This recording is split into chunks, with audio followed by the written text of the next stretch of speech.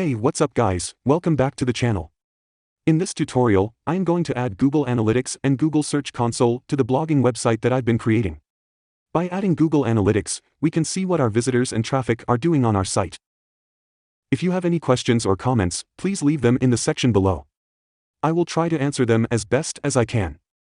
My name is Nick, and I am on the team at WPGoPro.com. We assist you with improving your WordPress skills so you can make more money for yourself, your clients, and your business. If you haven't already, please subscribe and ring the bell so you don't miss any future videos. Also, give the video a thumbs up so Google knows it was helpful to you. Let's get started with the video now.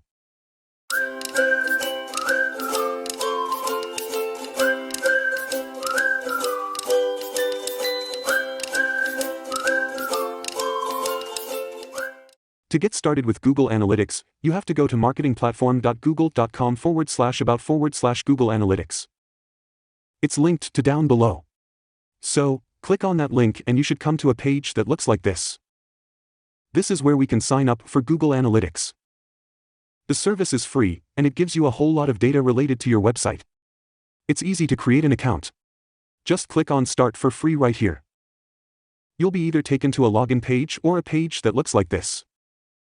If it's a login page, it's going to be a Google login, so you have to have a Gmail account. Just sign in with your Gmail account and you'll come to this page. If you're already signed into your Google account, you'll get right into Google Analytics. Here we add a name to the account. This name is just a general name for the account and, besides you, no one else is able to see it. So I gave something like My Blogs Analytics, but you are able to change it later if you don't like it. Now below, I usually keep all these checked.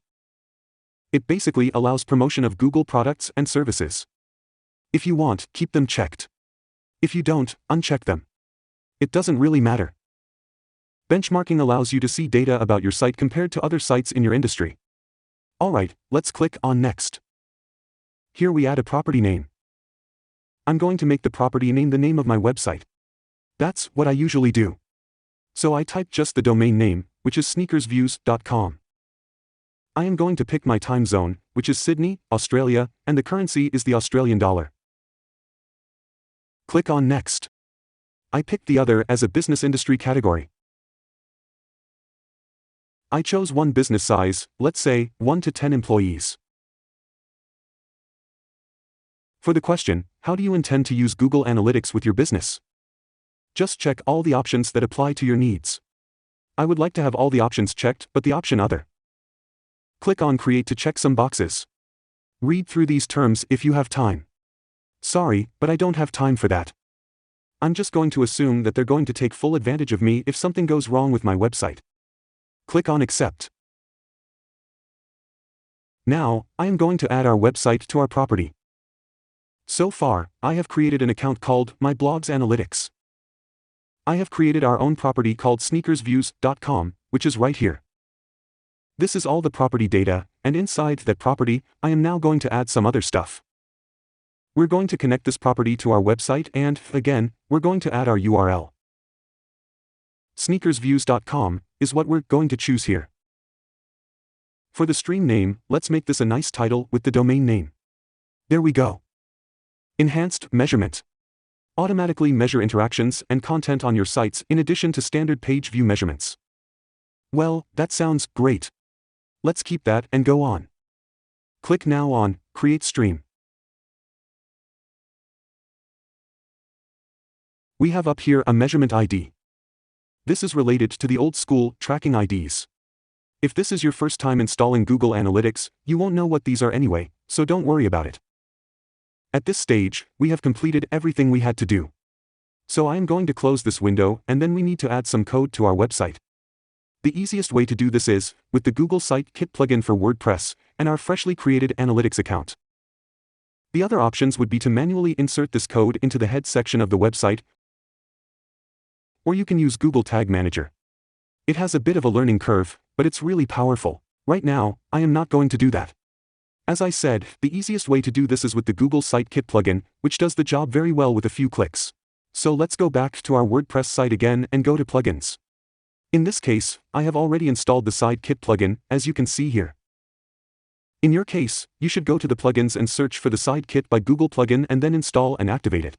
Okay, I am going to go to the Sidekit menu and click on Dashboard. The plugin checks compatibility with the site. That's fantastic. Okay, good, we're compatible. Click on Sign in with Google, and now we simply sign in with Google. This is going to create a Google Webmaster account as well. Click on the Google account that we just used to create our analytics account. Click on Continue. Click on Proceed. Click on Allow to allow access to the account data, and then click on Add Site to set up the Search Console. And ownership is verified. Now we go to My Dashboard. We do have to connect to the analytics service. So, let's do that. Then click on Connect Service. Click on the Google account that we just used to create our analytics account. Click on Continue. Wait till the connection brings some data. Okay, now you should confirm the correct account is selected. If you remember, we gave the name My Blogs Analytics, and it looks fine, together with the property for the sneakersviews.com website. Click on Configure Analytics and then on Proceed. Click on the Google account that we just used to create our analytics account. Click on Continue.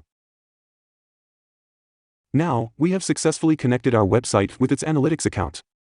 On the plugin's homepage, data will start appearing and populating once we start getting traffic. Simple as that, we're done. So, by using the Sidekit plugin, we have successfully connected our website to Search Console as well as to Google Analytics. Something else we could additionally do is to connect to page speed, so we can have an indication of how fast our website loads. So let's click on Connect Service and wait a few seconds until the connection is made.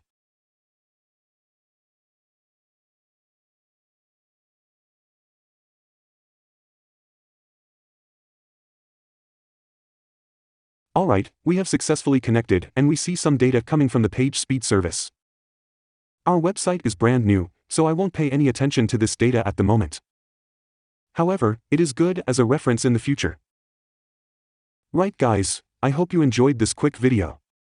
My name is Nick and I want to thank you for taking the time to watch this. Don't forget to subscribe and the thumbs up button. Also, leave your comments below. Have fun with it till next time, and I'll see you in the next video. Peace and health.